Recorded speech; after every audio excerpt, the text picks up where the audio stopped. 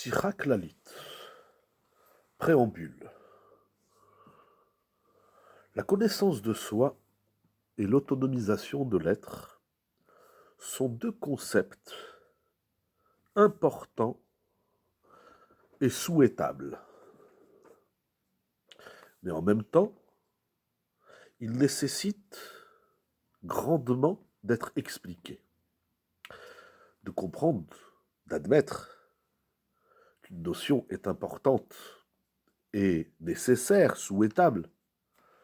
Ça ne dit pas encore qu'on l'a saisie, qu'on l'a comprise. Et c'est ça, en vérité, un des problèmes majeurs de notre vie. Il y a des choses, nous savons qu'elles sont importantes. Mais nous ne prenons pas le temps de les expliquer. Et donc, on n'a pas d'accès, et donc on ne les utilise pas. Quel est le sens précis de ces deux notions? Quelle en est la nécessité? Y a-t-il obligation de connaître son nefesh? Si oui, comment on fait cela? Combien de temps faut-il investir à cela? Est-ce qu'il faut étudier les livres, les ouvrages de la Torah qui parlent de l'intériorité de l'être? Ou est-ce qu'on peut puiser dans les sciences des goyim? Quel est le rapport entre la connaissance de soi et le service d'Hachem? Quel est le rapport qu'il y a entre la connaissance de soi et les thérapies qui traitent de la sensibilité de l'être? Comment on se relie, on se rattache au sujet de l'intériorité de l'être, qui paraissent être des sujets métaphysiques? Comment ces sujets, on va les transformer, ces sujets qui abstraits, on va les transformer en sujets clairs, simples, évidents et concrets. Et encore de nombreuses autres questions comme celle-ci. Sur ces questions, au fil des générations, elles ont été posées. Les gens, les Juifs, se sont posés ces questions. L'homme s'est interrogé. Et ils ont reçu des réponses par nos maîtres. Les maîtres ont pris soin de répondre à ces questions.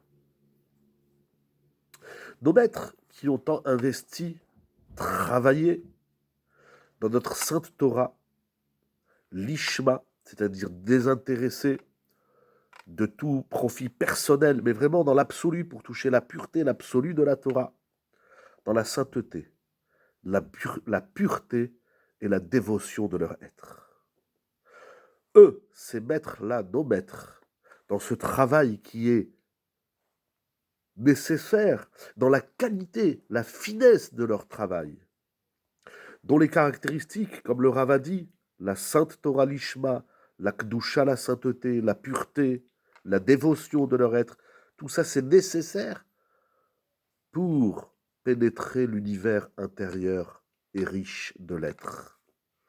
Nos maîtres, ceux-là, l'ont révélé, les informations nécessaires, mais également les voies, les chemins du service, du travail, qui conduit vers les fleuves qui laissent découler leurs eaux. Se référant au verset dans Bereshit, chapitre 26, verset 19. Ils trouvèrent là-bas le puits des eaux vivantes. Les maîtres ont aussi bien découvert les notions, les exercices, mais ils nous donnent également le moyen d'y arriver. C'est ça qui est intéressant. On parle ici de notions qui sont abstraites, donc qui nous échappent, on ressent naturellement le besoin, puisque les questions viennent des gens. C'est les gens qui ont posé les questions.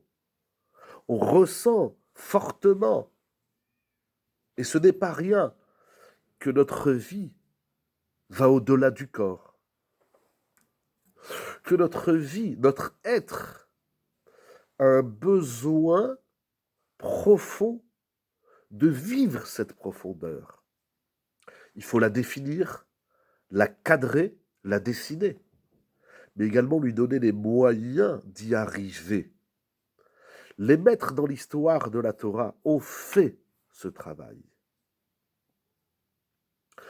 de définir les éléments de l'être profond et intérieur et de lui donner les moyens de comprendre, d'intégrer et de vivre en adéquation de notre être intérieur. C'est ça qui est extraordinaire.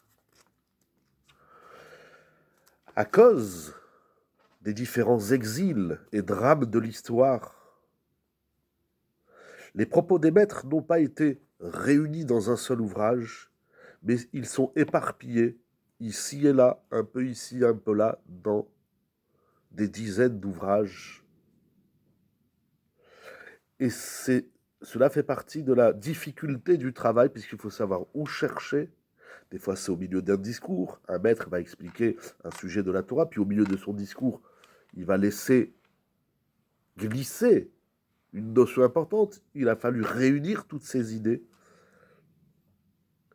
abstraites et les traduire en action. Surtout dans notre génération.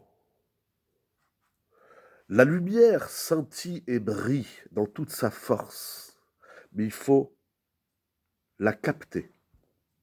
Le besoin puissant que se trouve dans notre génération ne nous laisse pas indifférents, dit le Rav. C'est pour cela que ce livre a été écrit de telle manière qu'il réunit les propos des maîtres dans un seul endroit, un seul ouvrage.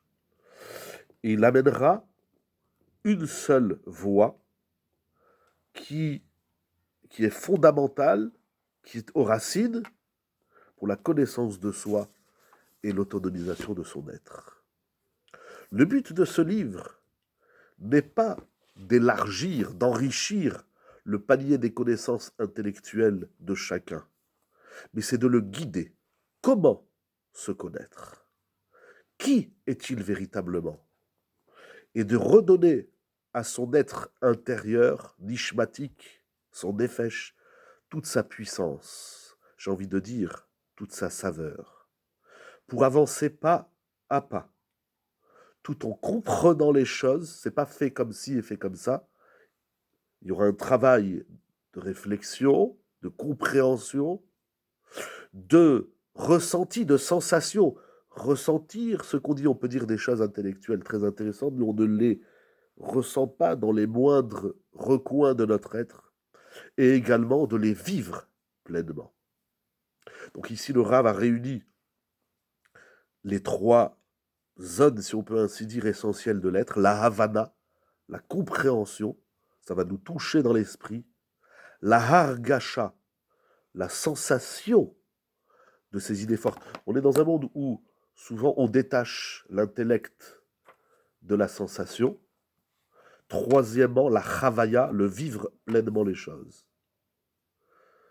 Et tout cela se fera en fonction, en adéquation du niveau et du rythme évolutif singulier à chacun.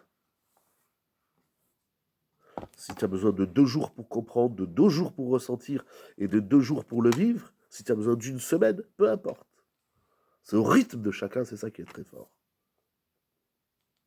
Afin et ainsi, chacun pourra vivre en adéquation de la structure de son âme, de son être, de son nefesh et de ses énergies qui lui sont singulières.